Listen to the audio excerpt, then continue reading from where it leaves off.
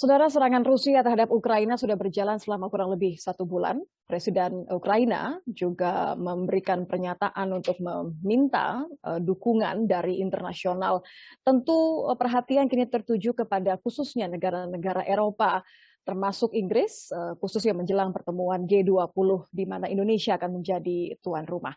Kita akan membahas bagaimana sikap dunia, sikap negara-negara terhadap eskalasi serangan di Ukraina. Sudah bersama kami Duta Besar Inggris untuk Indonesia, British Ambassador to Indonesia and Timor-Leste, His Excellency Owen Jenkins. Thank you for having this interview with me, Your Excellency.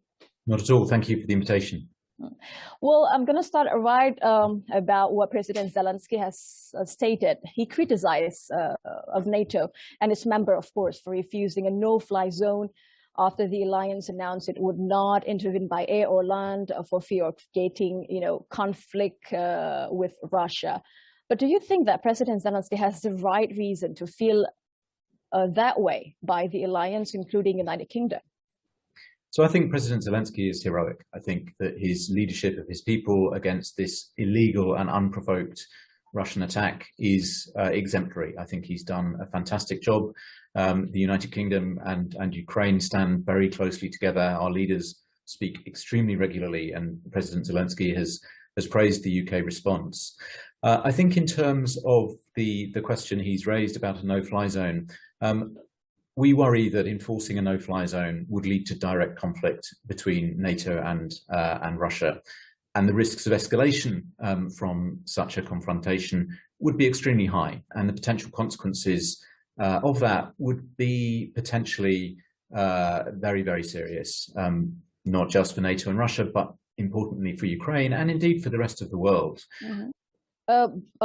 By talking about that, I know the UK government has imposed Russian sanctions on Russian banks, companies and stuff. So I think there is still the pressure to do more, to tackle the flow of Russian money going to the UK.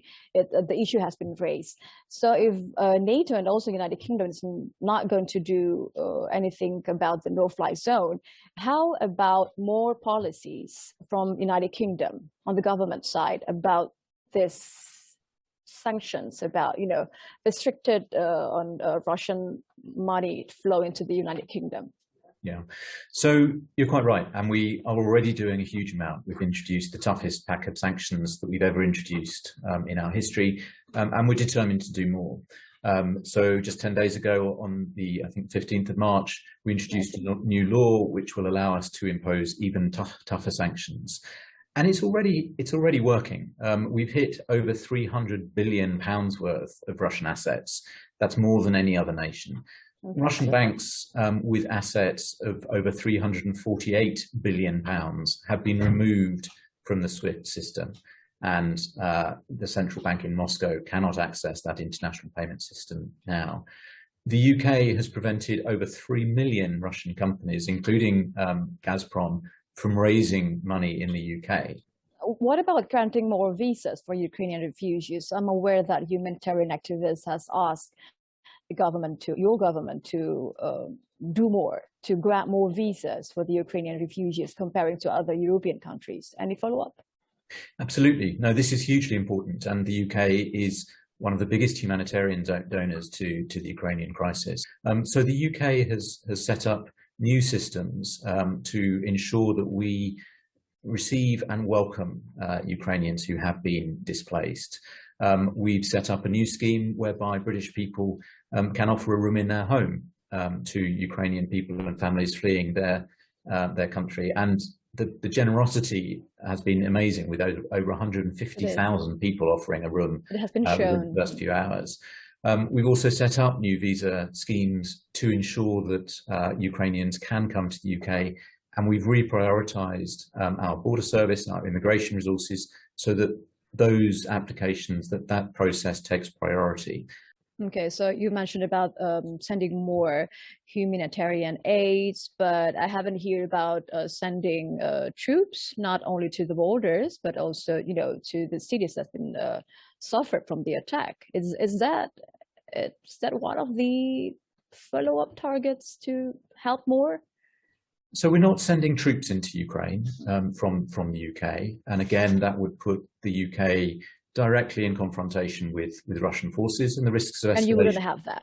I don't think that would be good for anybody. I think the risks of escalation are too high for Ukraine and for the world. But we are doing an enormous amount to support the Ukrainian armed forces directly. We've been sending anti-tank weapons. We've agreed to send advanced anti-aircraft weapons. We've trained in the past over 20,000 members of the Ukrainian armed forces. And it's been a great help for the Ukrainian military. So President Zelensky says, and we're really proud that among our NATO partners, we are one of the leading countries in that area because the Ukrainian forces are behaving heroically and they deserve our support. A hot topic, I would say, because, you know, the internationals has been pressing about this. You know that our country, Indonesia, is going to host the G20 summit this year. And the president, Russia's president, President Putin, has confirmed by her ambassador, but has confirmed that President Putin is going to attend the summit.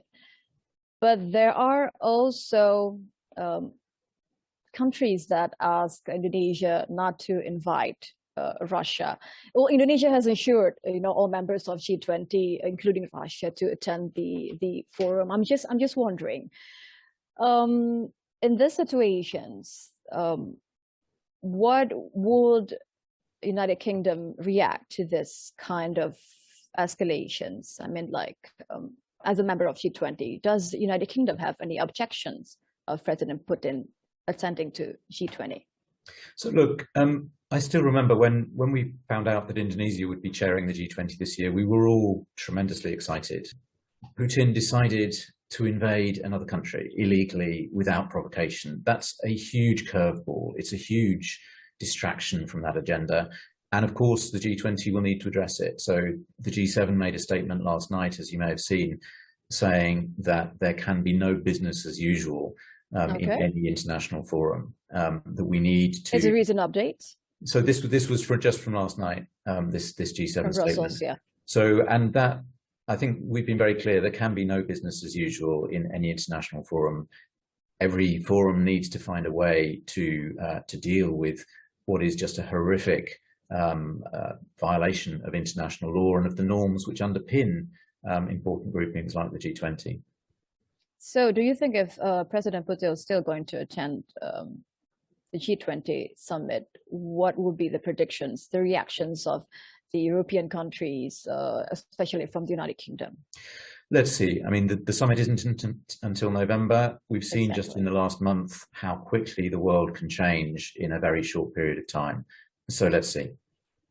Okay. So can you give me any follow-ups update about, you mentioned about one of the agreement that G7 has concluded, one of the conclusion, but if you can give me any other updates about what the summit has brought up into this discussion in Brussels. So the G7 has been really united on this, and I think one of the few good things to come out of this is international unity.